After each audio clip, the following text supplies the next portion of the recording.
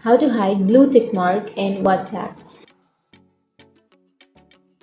So if you want to hide your blue tick mark in your WhatsApp application, then what you need to do is first open up your WhatsApp application. Go for the upper right, which has that three dots, and tap on settings. And under your WhatsApp settings, you need to simply go for the chats option. Under your chats, now once you're here on the profile, simply go for the privacy option. Under your privacy, you may have read receipts option. So if you have turned off the read receipts, then it says if turned off, you won't receive or send any read receipts. So read receipts are always sent for group chats.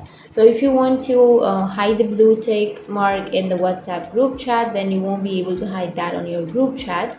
But if you want to hide that on your individual account, then you need to simply toggle off the read receipts option. So if you toggle that off, now your problem will be fixed, and that's it. That's how you can hide the blue tick mark in WhatsApp application. And if you have any questions, feel free to comment below. Thanks for watching.